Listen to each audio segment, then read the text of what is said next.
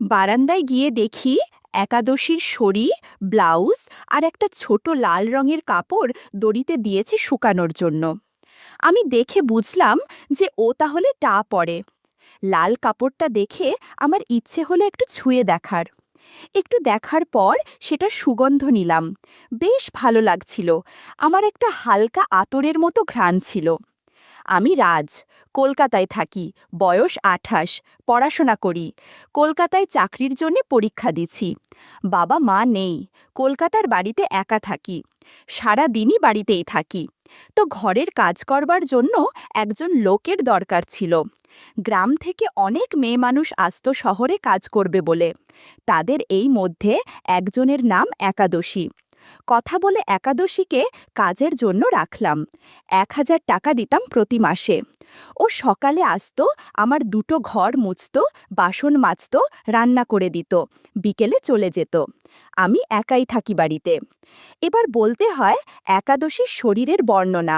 বয়স ৩২ মতো প্রায়, এক বিধবা নারী, রং শ্যামবর্ণা হালকা, কথাবার্তা গ্রাম্য।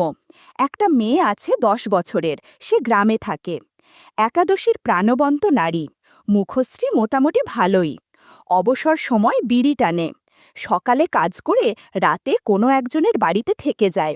সপ্তাহে একদিন গ্রামে যায়। হঠা চলা, কথা বলা, হাসি, চাউনি সব কিছুই আমার খুব ভালো লাগতো। এবার আসল ঘটনায় আসি। কাজে ঢোকার প্রথম প্রথম কিছুদিন ঠিকই ছিল। কোনো একদিন ও যখন ঘর মুছছিল, তখন আমি খাটে বসে কিছু একটা পড়ছিলাম। হঠাৎ আমার চোখ গেল ওর দিকে। ও নিজের মনে ঘর মুছছিল, আর আমি ওর দিকে তাকিয়েছিলাম। ব্লাউজ যেগুলো পরে সাইজে খুব ছোট হয় ওর। শাড়ি পরে গ্রাম্য নারীদের মতো। দেখতে বেশ সুন্দর লাগছিল ওকে। কাজ করতে করতে আঁচল অনেক সময় নড়ে চড়ে যাচ্ছিল। ও আঁচল সামলে নিয়ে ঠিক করল, আর আমার দিকে তাকালো।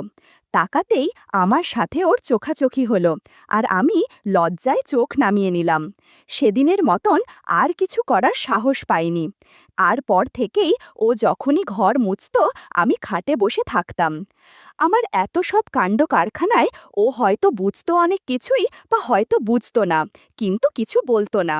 রোজ ঘর মোছার সময় দরজার কাছে যখন ওর আঁচলটা পড়ে যেত আর আমি তাকিয়ে থাকতাম, তখন বেশ অনেকবারই আমার সাথে ওর চোখাচোখি হয়েছে।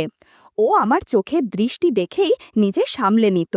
আমি বুঝতে পারলাম যে কিছু করতে গেলে এর সাথে বন্ধুত্ব করতে হবে আগে, না হলে কিছু করতে পারবো না। তাই কথা বলা শুরু করলাম পার্সোনাল বিষয় নিয়ে, ওর গ্রাম, পরিবার, আমার সব কিছু এইসব নিয়ে। এইভাবে কিছুদিনে আমরা খুব ভালো বন্ধুও হয়ে উঠলাম। বয়সে বড় হলেও আমি ওকে তুই বলেই ডাকতাম। ও নিজের অনেক বিষয় আমায় বলতে লাগলো, ওর দুঃখের কথা, কষ্টের কথা। এই করে করে আমাদের সম্পর্কটা খুব গভীর হলো। আমরা সিনেমা দেখতাম, মাঝে মাঝে খেতাম ও একসাথে। অনেক জামা কাপড় কিনে দিতাম, না হলে আমি কি দেখব। একদিন ও রান্না করছিল। আমি কি রান্না করছিস বলে ওর কাঁধ ধরে সরালাম ওকে। তারপর কিছু একটা নেওয়ার বাহানায় ওর হাত ধরে ওকে সরালাম সামনে থেকে। ও কিছু বলল না, ওর অসুবিধাও হলো না কোনো। বুঝলাম ও মনের দিক দিয়ে অনেকটাই কাছে এসে গেছে। এরকমই হালকা দুষ্টু মিষ্টি প্রেম চলতে থাকলো। এখন ঘর মোছার সময় ও মাঝে মাঝেই আমার দিকে তাকায়, আর আমি তো সব সময় তাকিয়ে থাকি।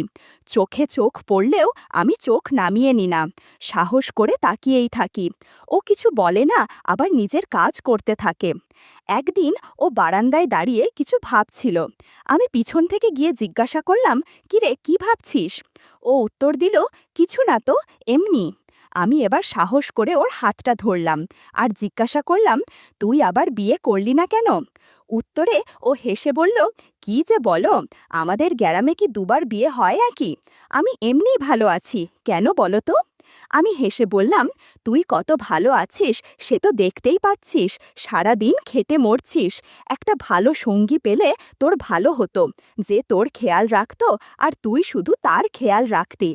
এই শুনে ও একটু লজ্জা পেল, আর বলল, সে হয়তো হতো, কিন্তু লোকজন কি ছেড়ে কথা বলতো নাকি? আর এরকম ভালো মানুষ পাবা